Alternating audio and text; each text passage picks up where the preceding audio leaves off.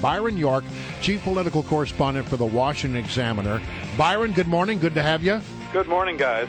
All right, so I've been reading your latest article with great interest, and it has to do with the issue of immigration reform and how it might play out and which of the two political parties might benefit and which might suffer. Sort of give us a sort of a synopsis of your story. Well, the short version is Democrats benefit and Republicans suffer.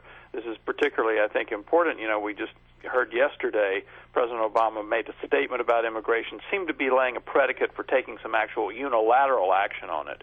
We have a new study from the Center for Immigration Studies which opposes comprehensive immigration reform and basically shows that legalized immigrants, that is, immigrants who have become naturalized, who are U.S. citizens, 25% identify themselves as Republicans, 62% identify themselves as Democrats. No real reason to think that with future immigrants and legalizing the 11 or 12 million who are here now, those numbers would be any different.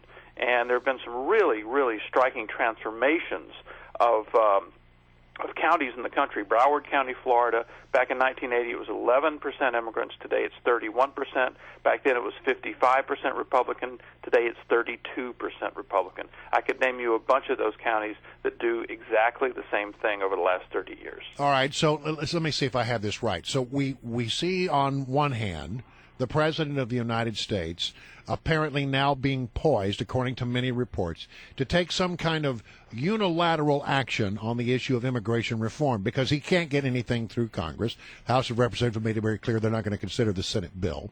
And then on the other hand, you have to look at the impact of that would be that if you allow more immigrants to come to this country, by and large, they will vote Democratic. It's sort of a self-serving decision, isn't it? Yeah, the question is really, you hit it on the head when you said allow more to come into the country, because under no real scenario are we going to see a policy in which fewer than, say, 1 million a year immigrants come to the United States legally. That's going to continue. The question is whether to actually increase that number. Now, with President Obama and Democrats, I have no doubt that they believe in the policies they're talking about. But it's also true that the policies they're talking about just happen to benefit them politically.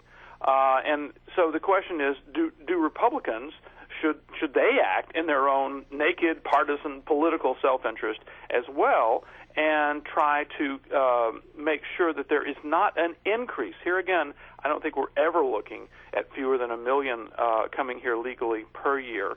But should they try to make sure that that number is not increased as it would be in the Gang of Eight bill?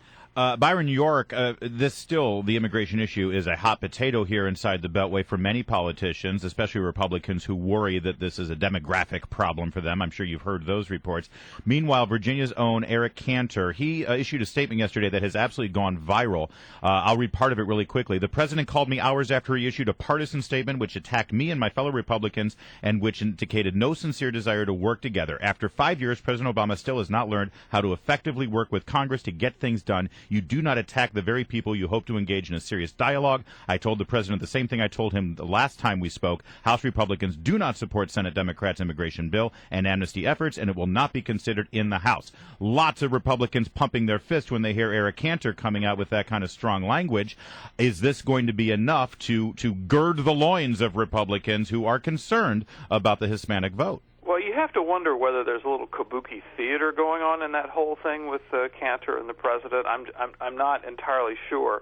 But the fact is, Republicans have declared the Gang of Eight bill dead in the Senate, and it does not appear that they're going to be doing anything on it this year. But you're right, Republicans remain very divided, especially after Mitt Romney received just 27% of the Hispanic vote in losing in 2012. A lot of them still believe that comprehensive immigration reform is the only way they can essentially make a connection with Hispanic voters and then begin to build support. By the way, this study that I was talking about showed no connection between a Hispanic voter identification, self-identification, and a local Republican Party's stand on immigration reform. It doesn't matter whether they're for it or against it.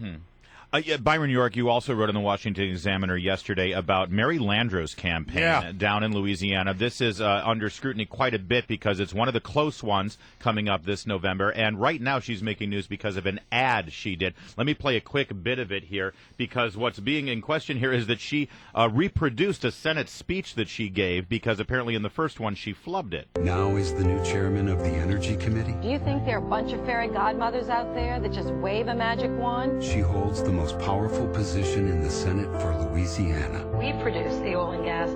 That's the message we told to the president. My eyes are on the people I represent and the taxpayers in Right. this country. So she's being ridiculed because I guess when she originally delivered those words from the Senate chamber, She fluffed the line. she missed it. So they brought in Hollywood there to recreate the moment. What does this tell you about where Mary Landrieu stands in her state? She redid it with a set and a cast of supporting characters, like a phony nameplate and some phony news chyrons on it. Was Kevin Spacey in the background at all? They really did it up good. I was down in Louisiana a few weeks ago to do a story on Landrieu's reelection prospects, and talking to the Republicans I had talked to then about this, they actually feel that there's something perhaps symbolic in this ad, that it's evidence of maybe a deeper problem with the campaign. And the problem is, if you look at that ad, Mary Landrieu says, this administration is just wrong on oil and gas interest and wrong on an offshore drilling moratorium. And you think, now what administration would that be? It's President Obama's, of course, Democratic administration. Republicans in Louisiana love to point out that Mary Landrieu has voted with President Obama 95+% of the time, and they wonder, can Mary Landrieu win by campaigning against the administration she has supported so much? That is going to be, I think, a key issue when this campaign really gets underway later this year. All right, Byron York, it's always a pleasure to have you. Thank you so much for joining us here. Thanks, guys. Enjoyed it.